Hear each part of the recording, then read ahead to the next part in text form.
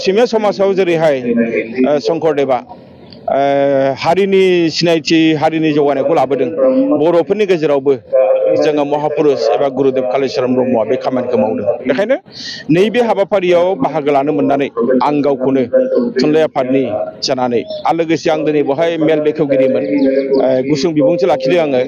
आरो बिथांमोननि जि अननाय बिथांमोना जि सिबिनाय होदों बर' थुनलाइ आफादखौ आं अराय सम बिथांमोननिसिम ऋणी जानानै थागोन बर' थुनलाइ आफाद जानानै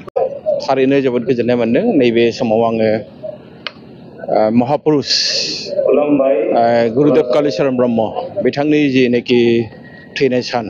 बे थैनाय सानाव बिथांखौ फबनाय जायगा आरो बेजों लोगोसे बे गोथार सानाव लोब्बा लाखिनानै नैबे गुरुधाम काजिगामि क'क्राझार बिटिआर बेवहाय जोबोद गाजा गोमजायै हाबाफारिखौ खुंदों आरो बेवहाय गाहायै जेनेखि जोंहा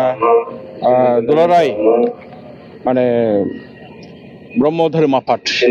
बिथांमोननि दैदेननायाव आरो लोगोसे बानजाय आफादनि बानजायनायाव बे समायना रमायना हाबाफारि जादों आरो बेवहाय फैनानै गिबियावनो जोंहा महापुरुष एबा गुरुदेवनि जि मुसुखा बेवहाय बिबार बावफैनो मोननानै आं जोबोद गोजोननाय मोनदों आरो बेजों लोगोसे जि माखासे मोजां मोजां हाबाफारि जेरै बेवहाय मोनसे गेवलां मेल लादों बिनि सिगाङावहाय जों मिथिना मोनदों जे बिथांखौ फबनाय जायगाखौ माने फोजौखांनो थाखाय जोबोद मोनसे मोजां हाबाफारि बिटिआर गभर्नमेन्टनिफ्राय लादों आरो लोगोसे आसाम गभर्नमेन्टआबो लादों आरो बे बाथ्राखौ आं गले गले बुंगोन जे बिथांबादि महापुरुष बिथांबादि गुरुआ जुदि बर' हारियाव बै समाव जोनोम जायामोनब्ला बर' हारिनि सिनायथिया दिनैनि बिथाथिसिम जों सफैनाय नङामोन बे बाथ्राया रोखा रोखा मानोना बै समाव बिथाङा जिबायदि थासारियाव खामानि मावबाय जाय समावनोखि बर' हारिया गुबुनफोरजों मुगैजादोंमोन नेवसिजादोंमोन सै खालामजादोंमोन जाय हारिनि थांनानै थानायनि जि मोनसे थासारि बेयो जोबोद खैफोदाव फैदोंमोन बै समाव नाथाय बिथाङा बर' हारिखौ बासायनो थाखाय जोनोम जाफैदों आरो बेखायनो आं बिथांखौ माने गुरुदेवल' होननानै बुङा आं बिथांखौ महापुरुषजों आं रुजुयो मानोना बिथाङा जि खामानिखौ मावलांदों बिथाङा माने मावनो हायै खामानिखौ मावदों आरो बेखायनो बिथाङा महापुरुष असमिया समाजाव जेरैहाय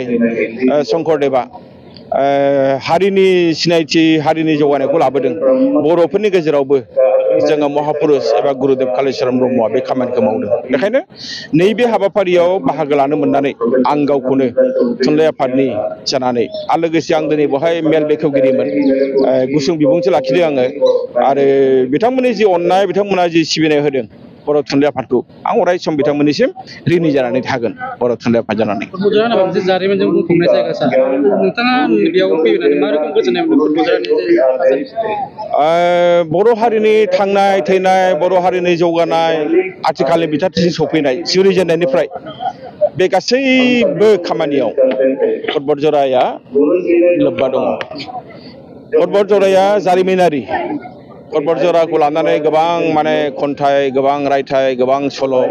बेवहाय लिरलांदों आरो बेवहाय माखासे ओरैबायदि बर'नि गेदेमा सुबुंफ्रा जोनोम जादों दिनैबो दङ गोदोबो दंमोन आरो बिथांमोननि बिहोमाया हारियाव अराय सम थागोन अराय सम बिथांमोनखौ लानानै जों गोग्गायो बेवहाय जेबो माने जोंहा सन्देह गैया आरो जोंनावबो सन्देह थानो नाङा